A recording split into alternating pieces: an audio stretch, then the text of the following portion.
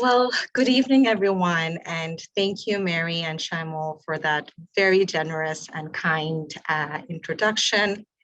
And thank you for everyone, our parents, um, our caregivers, our family members who have taken the time to join us here so we can co-learn together. I want to acknowledge that this is a hard time for many of us, if not all of us. So I really appreciate the time and the intention that you have brought in today so that we can co-learn some things about teenage development, emotions, and communication. As many of you know, that this is a two-part series to really co-learn and understand how we can promote positive development of our teenagers. As the first session of the series, we have another session coming up next Thursday. We'll begin with just familiarizing self with some of the basics of teen development, learning about what's happening in their brain, what's happening with respect to their identity formation, and what's happening importantly about with regards to their emotion. Talking about emotion, we'll spend quite a bit of time understanding the functions of emotion and why we have to pay so much attention to how our emotions work and how we can respond to emotions, and how that learning is so important for engaging in effective parent-teen communication. And we will wrap it up with learning about some basic tools for emotion-focused parenting communication. But at our next workshop, which is happening Thursday, we will have an entire 60 minutes where we will get trained on a 5-step procedure on how to engage in emotion-focused parenting communication. As you might know, as a psychologist, we always have to, from the beginning, outline the limitations of the presentations and the webinar that we do. As you all know, I would like to recognize that this is a presentation. It's an opportunity for us to come and learn together. We're here to answer questions, but unfortunately, this is not a professional mental health service. As a community presenter, it will not be ethical or legal for me to provide direct recommendation to any youth. And I also do want to let you all know that if you have a teenager or a child who's currently in a mental health distress and they need support urgently, here are some resources and here are some places where you can call to get immediate support. Toronto District Center, Spectra Helpline. There are also, for Spectra, there's also specialized services for Peel Region residents, as well as Kids Help Phone. And as some of you may know, Kids Help Phone has just launched services for youth who would like to communicate and get some initial brief counseling in Arabic as well. So to start off, I would like to begin just having a conversation about, so you have a teen at home, what is going on for them with respect to their brain development, with respect to what's important to them, what's critical for them, what's essential for them, what is challenging for them. And then also understanding emotion-wise, what's really going on. As we know, since a child is born, the brain spends a lot of time, it works really hard to make new connections. The experiences, the learning, any kind of exposure, positive or negative, since day one, in fact, since conception, that has an effect on the child. You might have heard this before, but early childhood experiences are so important for brain development. Because that's when brain is open to learning new things, it's getting exposed to different things, it's picking up different knowledge. So that's why it's not uncommon, right? Many of us as parents, as caregivers, from a really early on, we're really excited and enthusiastic to really get our children from preschool to learn new skills, learn new activities in the music and the arts. And that makes sense from brain development wise, right? The different kind of rich experiences and exposures you can provide to your child, it's an opportunities for our brain to learn new things and get stronger in different things. During adolescence, the brain shifts from getting all the information, building new connections, yes, give me every type of different knowledge, to what we called a remodeling.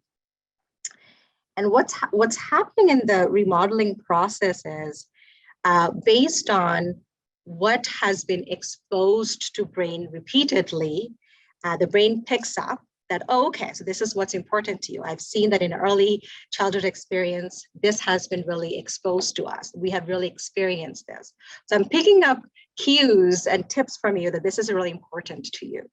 So that's why early childhood experience and exposures are so important, because that exposures and experience becomes the foundation for how during the teenage years, the brain really works hard to make those connections really stronger. And, it makes sense, right? As those connections are getting stronger, there's a lot of cool things that, if you are paying attention to your teenagers, are happening as well.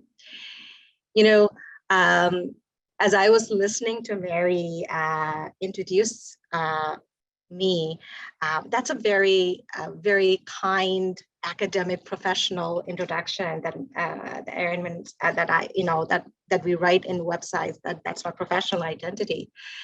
But personally, I am a daughter of an immigrant. I moved to Canada as an immigrant. I moved here when I was 12 years old. So right at the peak of when my teenage years started. And I'm going to be really honest and transparent with all you folks. I was a difficult teenager. There were many times when my parents were confused. They were frustrated. They didn't really know what was going on, because there's so many different things was happening, right? Like both positive, negative. I was throwing them different things at them at different days. So my mom, especially, she finds it really funny that now, after almost 15, 18 years or so, the difficult teenager now does a webinar to support other parents on how to work with their teenagers. So what I want to acknowledge as we start learning about teenagers, that parenting, I would argue, is one of the most difficult jobs in this world. Parenting a teenager is probably most difficult, but at the same time, also most rewarding as well. When someone is expecting family members or the person themselves or their partner, they do a lot of Google research. There's a lot of books on baby development, infancy, toddler. But I think what we don't acknowledge as communities, that we should also pay that much attention when our child becomes a teenager. We should also be dedicating that much time trying to pick up new skills, try to really understand with the same level of compassion and curiosity that we spend trying to understand and trying to learn who our infant and toddlers are, because it is a new stage of development. So brain-wise, a lot of remodeling is happening. A lot of new brain connections are getting stronger. If you look at what they're doing in high school curriculum is pretty challenging, right? Like from just doing basic math competition, we have some teenagers who are building robots by the end of high school. We have teenagers who are leading incredible community campaigns We have teenagers who are volunteering and having such cool leadership opportunities in the community or in different clubs. So there's a lot of cool things. They're picking up a lot of knowledge. So there's a lot of changes and growth happening. But what we don't understand is that the brain continues to develop until we are in the mid-20s. And many of those things that the teenager is using to learn about math, sciences, physics, chemistry, history, they're able to pick up those rich knowledge because of the remodeling. And when the remodeling and strengthening and change and growth of brain is happening, just like what we see during pregnancy and how brain develops when a fetus is conceived, even for teenagers, the remodeling starts from the back, and the last part of the brain that's developed by the time people are in their adulthood is actually the front of the brain. So what's really important for us, our first key message is, yes, there's a lot of changes and really cool growth that's happening in our teenager brain, but the front of the brain does not get fully developed until we are about 25, 26 years old. And why is that important for us to know that our front of the brain is not fully developed? So our front of the brain, that region is what we called prefrontal cortex. And the prefrontal cortex is sort of like the CEO of the brain. So if you think about brain as a company, and company has many different departments, right? Marketing, promotion, product development. Many of you folks probably know this way better than I do. And every department needs to work efficiently, effectively for the company overall to function. However, CEO, what they do is they're in charge of making sure that all the departments are getting along with each other and they're able to communicate with each other to produce the best product. So in a teenage brain, that part of the brain that is responsible for looking at different options to do risk management, making safe and critical decisions, regulating our emotions, understanding what kind of emotions I am having, how I can manage my emotions to make the best decision, to problem solve. That part of the brain is not fully developed. It's working really hard. You might see changes and everyone has their own pace of development, but it's important to note that that part is not fully developed yet. In terms of emotion processing, so we have the front of the brain that does the decision-making, monitoring ourselves, regulating ourselves, understanding what is risky, understanding is this a cautious decision that I'm making or is it an impulsive decision? So that's front of the brain. And there's another part of the brain that we call the limbic system, but we call it the emotional center. And this is the emotional center where we feel, it regulates the intensity of the emotions, it regulates the type of emotions, and it also regulates how quickly we can go from sort of like 0 to 100 and go back from 100 to 0. But in order for this emotional center to work effectively, where people are able to become aware of their emotions, understand what they need, understand what resources they need to calm down, to regulate, to problem solve, we need the CEO of the brain, because CEO of the brain is responsible for making decisions, doing risk management and problem solving. While the emotional center, which is behind the front of the brain, there's a lot of new connection, it's growing, it's changing. So that's why it's not confusing sometimes when we see our teenagers expressing big emotions. Sometimes they don't know what to do with their big emotions. But it means that, yes, emotional center, full zone, it's operating. But sometimes teenagers get lost. They might make decisions where you're like, why would you do that at that moment? But at the heat of the moment, they have done it. And that because the communication, the connections between our front of the brain and the emotional center are still developing.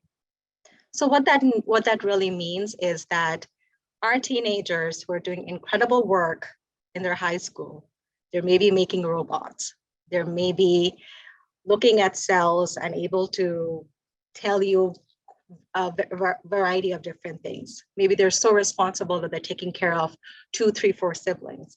But sometimes during really high emotional, stressful times, they may not be able to regulate their emotions to make choices that may be healthy or safe. And it needs time, right? It's typical development. And what does that really teaches us that even though they are teenagers, they may still need support to regulate and work through their emotions. But this is really tricky because as they also get older and they become teenagers, they may also not be open to taking that help from you. And this is why I keep on repeating that parenting a teenager is also difficult, but also being a teenager is also difficult because there's so many different unpredictable things are happening in your brain. But there's also a lot of cool things happening as well. So we learned a little bit about the brain. We learned a little bit about emotions, but psychologically, emotionally, what's happening, what's going on for our teenagers. So when we think about development, as psychologists, there's different theories, a lot of research has been done. And one of the main goals of developmental psychology research is to understand that for each stage, what are some really key essential tasks or achievement or accomplishment for that developmental stage? What is really important for that stage? We know that for infancy, there are some things that we really like to see from. So 0 to 3, the main goal is to make sure that our brain and our body is growing in a way where basic milestones are being met, right? Like we want to make sure that infants and toddlers are learning how to walk, crawl, toilet train. Those are the goals. And as our children grow older at different stage of the development, we know there's certain things that's important for them. So for teenagers, what's really important for them? It's identity formation, right? So what does that really mean? And again, there's not a magic number, right? Even though we say that, when you turn 13, this is when you become a teenager, this is when you become an adolescent. But every teenager, based on their brain, based on their personality, based on home, based on communities, based on school, based on many different personal and environmental things, the journey is different, right? It's not that just because on their 13th birthday at midnight, they become a teenager and this becomes relevant. So, in terms of our maturity and development, there's a lot of different factors that helps us to answer the question, when does someone actually become a teenager? But roughly around that stage, most teenagers would like to answer the question, who am I? What is my identity? During this time, in the process, in their journey of trying to really understand who I am, one of the things that they really want to do is they want to make sure, or they're curious, and they want to know, how am I different from my parents? Because there is a lot of emphasis for teenagers to really understand personally, if you distinguish and separate them from parents, who they are as their own individual being. So they really want to, so in that spirit, in their drive, in their motivation to really understand who they are, they don't want to associate themselves with parents. They want to look at other sources to really answer that question, so who am I? And that's why one of the main sources of place where teenagers go to answer that question, who am I, are friends. So it's very developmentally normal or typical if you have a teenager who don't want to spend that much time with their parents anymore. It's not personal. It's not they don't love you, because I will tell you another part of that story. They want to find out other things. They look for their friends to answer that question, who am I? They try to find themselves in music, in sports, in other extracurricular activities that they might be involved in. And that's why it also might be, for some teenagers, not all, for some teenagers, it might be also common for them to, take up a lot of different activities, or take up one different activity and switch it up to another different activity. For that teenager, they might not be sure, who they are. Is this something that I really like? Is that something that I really want to do? Is that the person I want to be in the community, in the society? So for those teenagers who are really confused and who really want to find out, and they're not really sure internally that this is where I am, it's really common for them to go from different activities to another, to switch from one friend group to another friend group, or having multiple friend groups. Some teenagers, again, as I said, right, our developmental journey, it's not linear, it's not the same for everyone. Some teenagers from a younger age might be quite sure about who they are and who they want to be. So they might have more steady friend groups, or steady interest in hobbies, or steady participation in different activities. So there's a lot of exploration that they do. There's a lot of new discoveries about themselves. And because of the brain development, right, there's a lot of changes and growth happening that also happens with their exploration, discovery, and growth.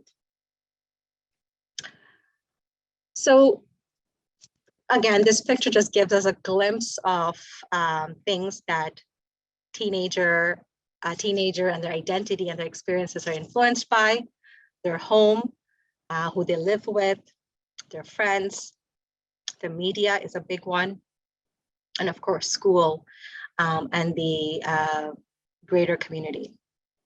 Interestingly, what research has shown, that when we interview or ask teenagers to reflect as to who are the people that they look up to, or who are the people they're most influenced by, they may not say that out loud to you, but various research studies have consistently shown that parents have continued to be a very critical influence in contributing to teenagers' identity and experience. Of course, it depends on the relationship that the teenager have with parents. It depends on the level of belonging, comfort, and safety that they feel at home.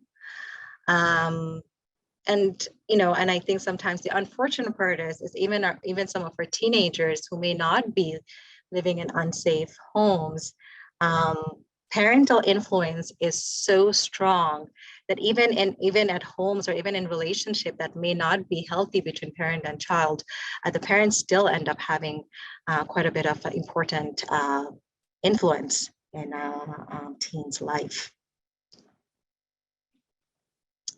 What is the link between development, emotions, and teen, and why do emotions matter? There is no such thing as healthy versus unhealthy emotions. There's definitely healthy versus unhealthy behaviors and actions, but that's different from saying that some emotions are negative versus some emotions are positive.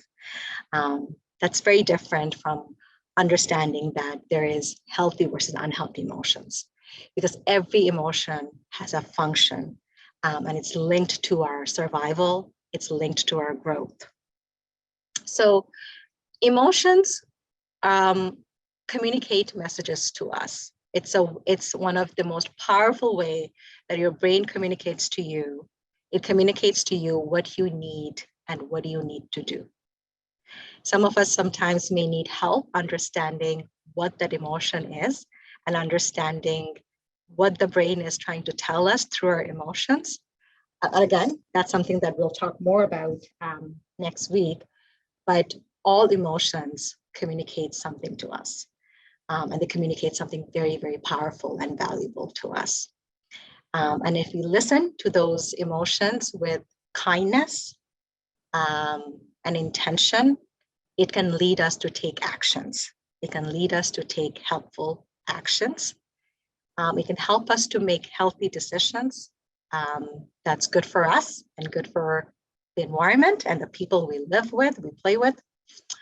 It also helps us to understand who we are, what our needs us, what we need to do to feel better, what we need to do to move forward, what we need to do to heal.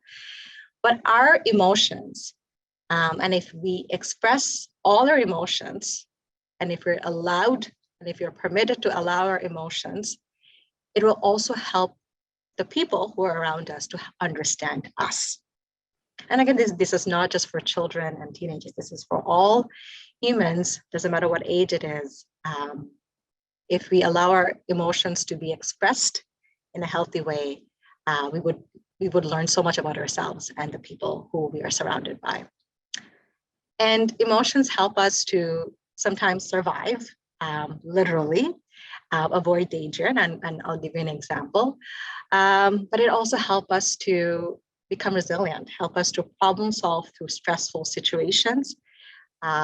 It helps if we listen to it, if we give what the emotion is asking us to give. It can also make us stronger and help us thrive and get through sticky situations and difficult, hard situations like the one that we are right now, this pandemic and many other issues and challenges and crises that's happening within our community, in this country and around the world. So we have anger, sadness, fear, happy, love, and shame. So when do we feel anger? We feel anger when there is a personal, emotional, psychological, or even a physical attack on ourselves, on our family, friends, something that we own, something that we really like and cherish.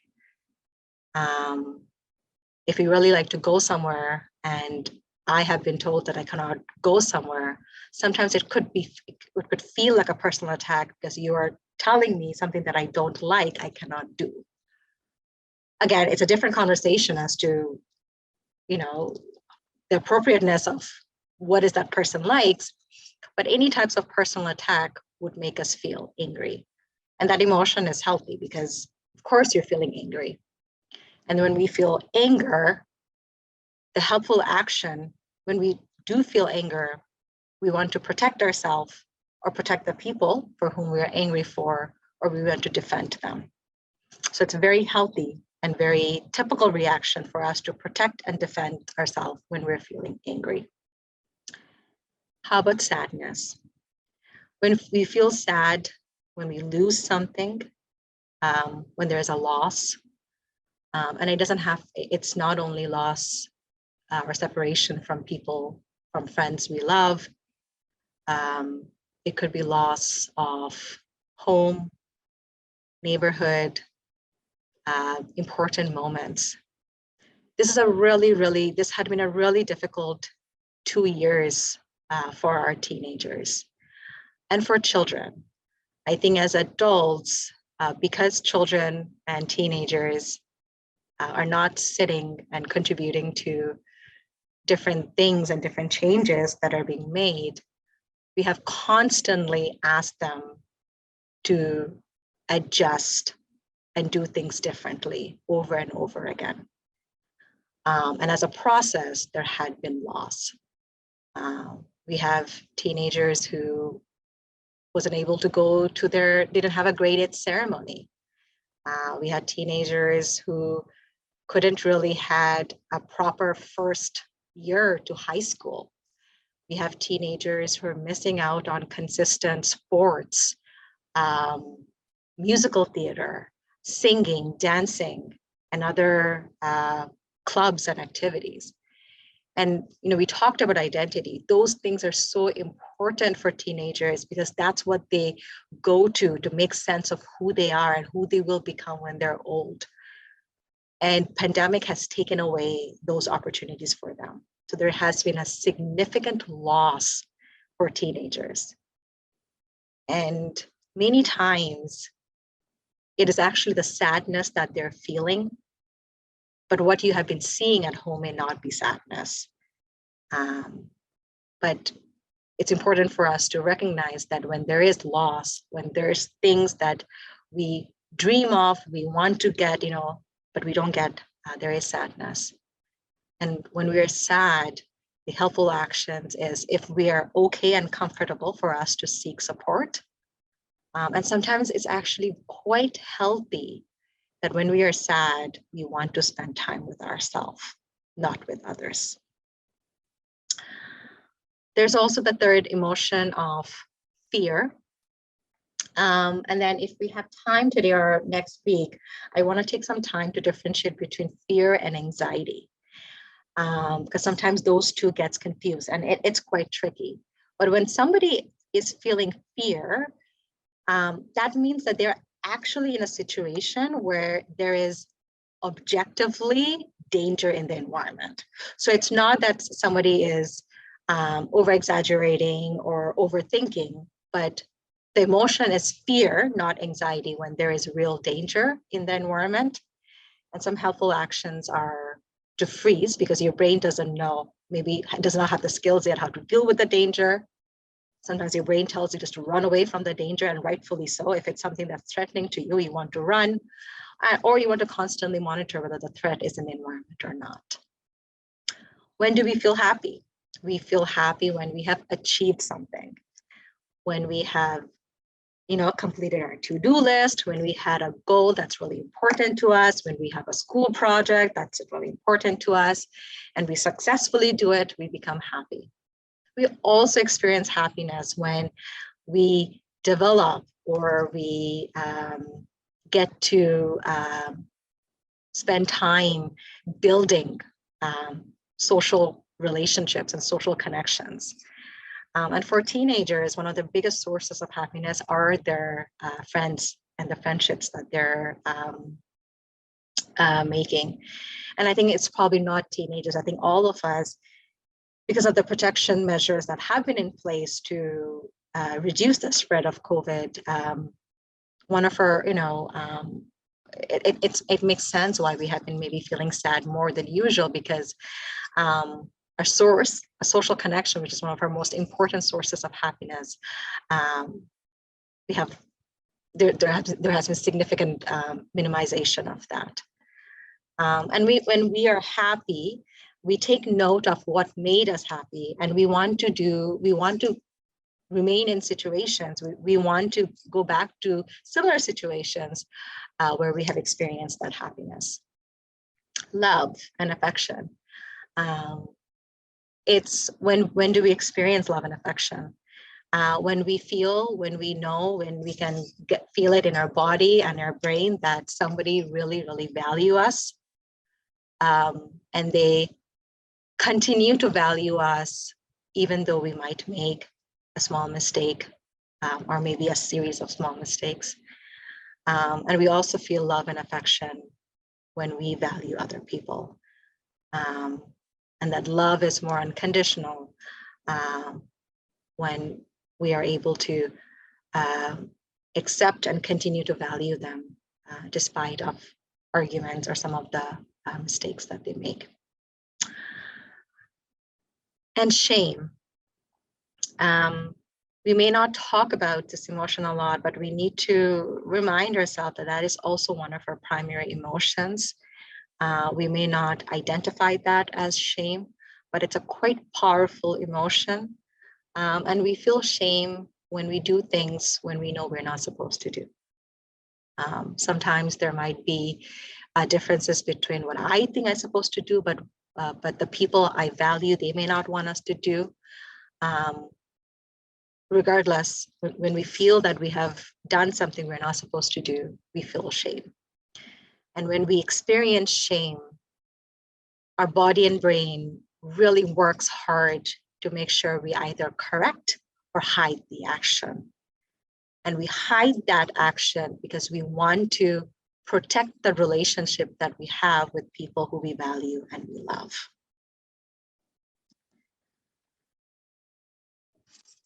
So again, as we take some time, and for you, um, and particularly those of you who are joining us back for our series, for our session 2 of this series, I want you to invite you to do this exercise where I want you to take note of, how do you know that your teenager is experiencing these emotions? How does your teenager communicate, give you signals and signs that they are experiencing this emotion? Anger, sadness, fear, happy, love, and shame. And it gets tricky. Sometimes it's not really easy for us to distinguish whether somebody is feeling angry or sad. Are you feeling scared or angry? Are you feeling shame or anger?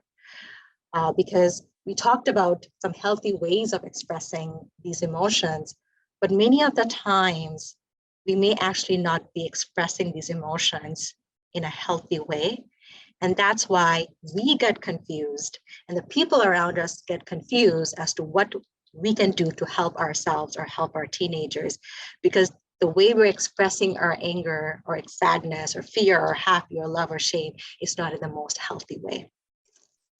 So maybe take some time, do some, create some mental notes, maybe write it down, to curiously ask yourself, how do you know that your teenagers are expressing these emotions?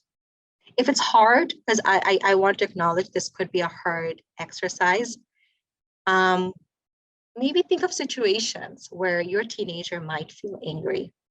Think of situations where your teenagers might feel sad. Think of situations where your teenager might feel scared or feared. Think of situations where your teenager will be happy.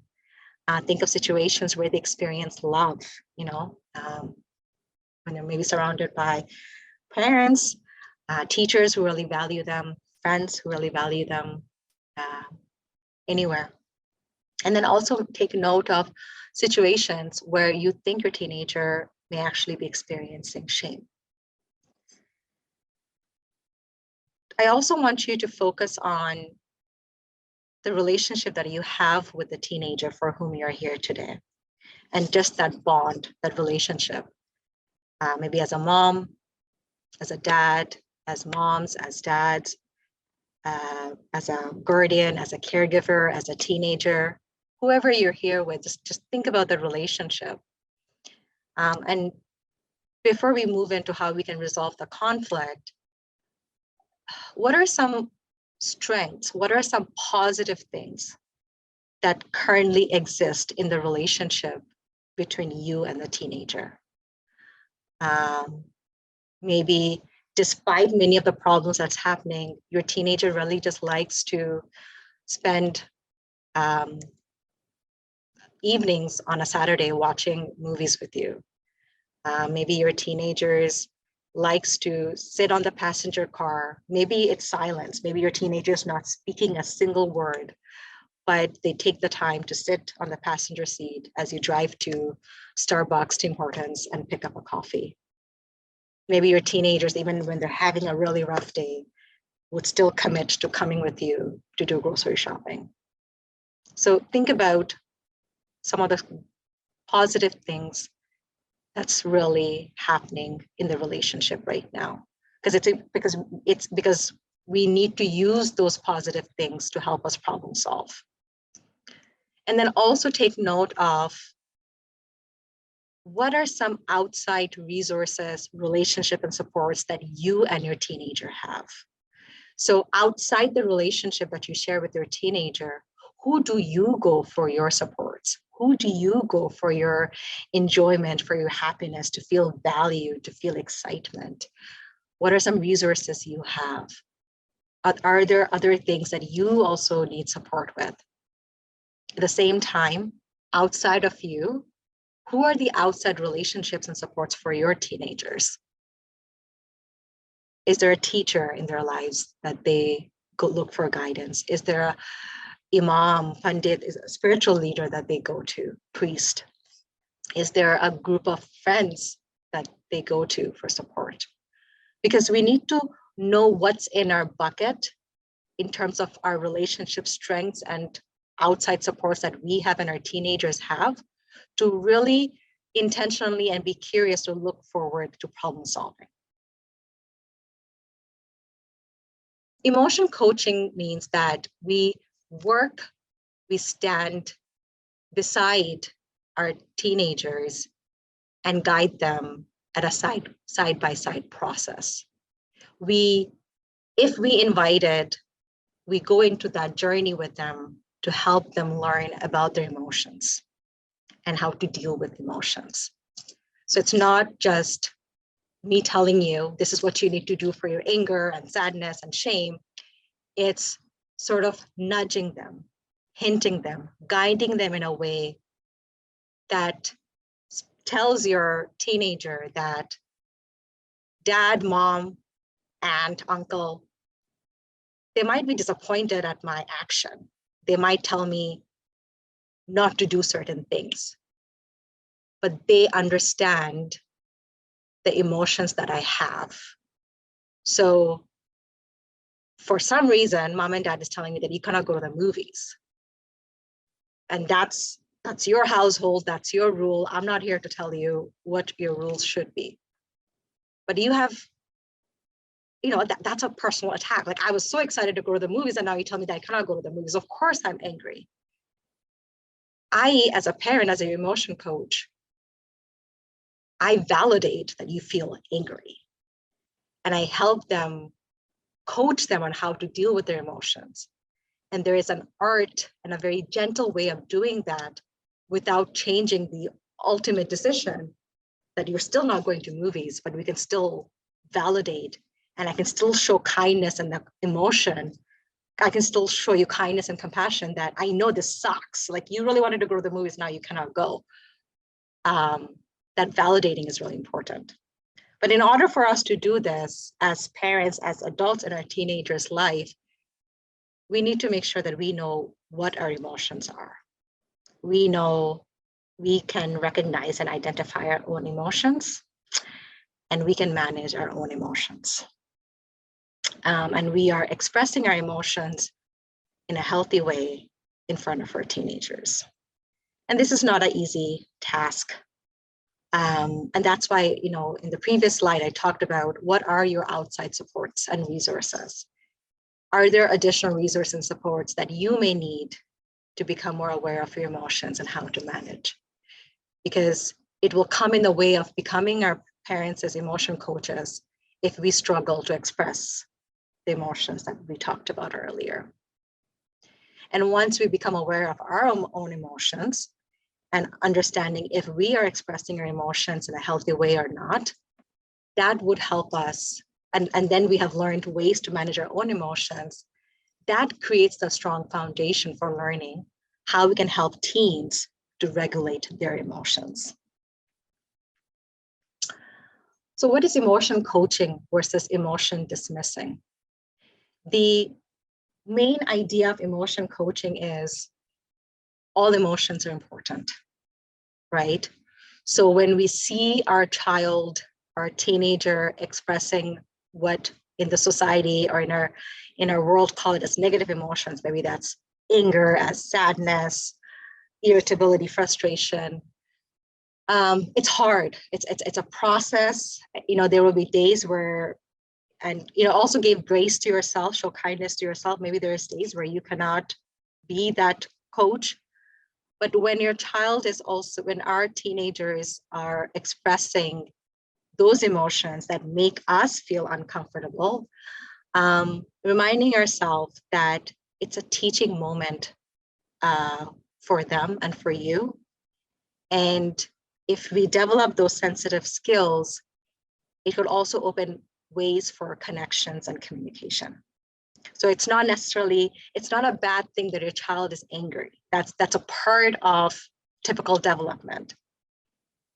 But we're going to learn some steps that would help the teenagers to maybe manage their anger better, right? It's the actions that could be healthy or unhealthy. It's not the emotion. Emotion coaching is showing empathy, kindness towards your child's emotions. And we'll learn it's not necessarily we're agreeing or validating the actions, we're validating the emotions. And sometimes it gets tricky, like which one is the action, which was the emotion. And we'll learn about a lot of these examples next time. But it's really showing kindness and validating your child's emotions. Sometimes, again, it's easier when your child is younger. It's harder for teenagers because sometimes they may not want communication, especially when they're really, really stressed out or having those big, big emotions. But if your child is signaling you that and they're seeking out support and they want some communication, then you can also help your child label that emotions. And through over time of emotion coaching, it can also lead to more effective problem solving, discussing goals, and working with your teenagers to come up with strategies. Emotion coaching is not emotion dismissing. And I think sometimes as adults, or sometimes to our own self, we tend to dismiss our emotions rather than coaching us for direction. Emotion dismissing is when we think that just because our child and teenager is experiencing those negative emotions, again, we don't really like that word, emotions that they're uncomfortable. When we quickly just tell ourselves that, oh gosh, my child is angry, that means that they're being harmed. Oh gosh, my child is sad and that's harming them. And I get it. As caregivers, as parents, as teachers, we feel responsible. We want to protect our children. And it's really, really hard for us when they are experiencing what we call negative emotions. But again, it's not the experience and expression of emotions. And it's actually really important for children and teenagers to really healthily experience these emotions so they actually understand and learn how to deal with it rather than, storing them in an invisible bottle inside them, which actually may cause more harm.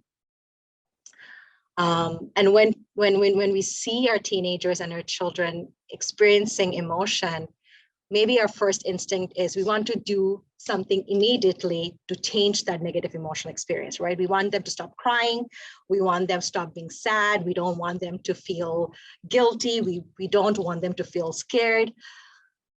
Again, that's what we're dismissing the emotion. And one of the flaws of how we might be dealing with emotion is what happens when we assume that if we just don't talk about the expression of those negative emotions like fear, sadness, or anger, not talking about it or just shutting them down or ignoring them will just let negative emotions and experiences pass away, right?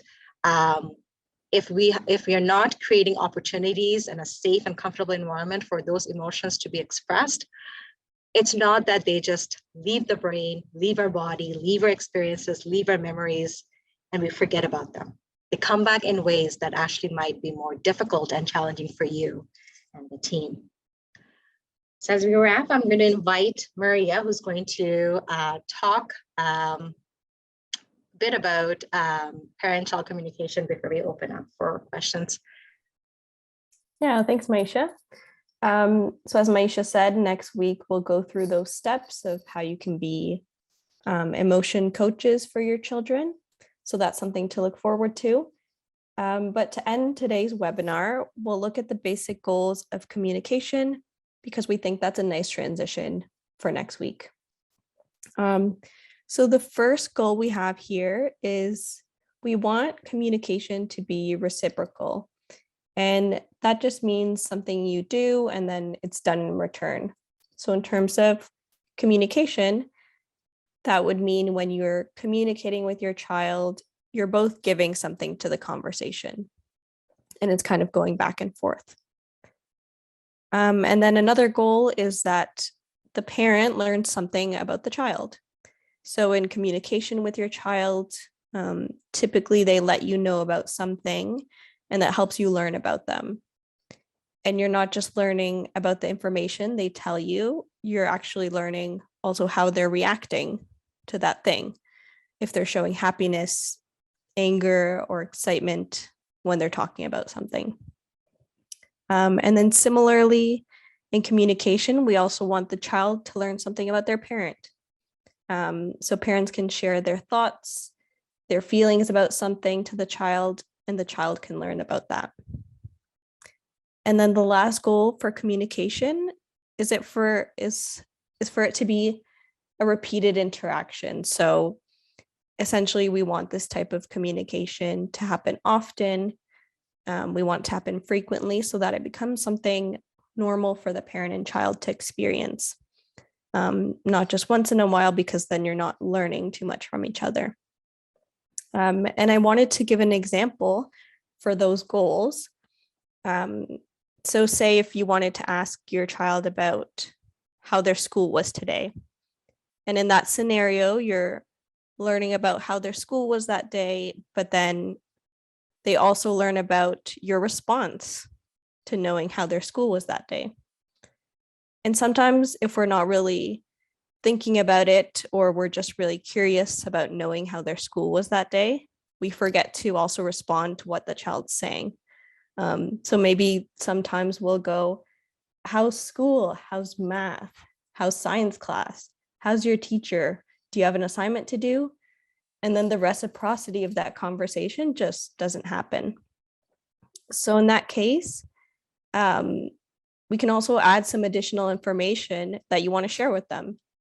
So if you're asking about their school that day and they tell you, okay, I had a really hard day actually, you can say, wow, I had a tough day at work too, or you can just share a part of your day with them. And that kind of covers both the sharing between the two of you, the reciprocal communication, because you're going in that back and forth, because it's a conversation really. And a conversation is really tough if we're just talking at them and not sharing between each other.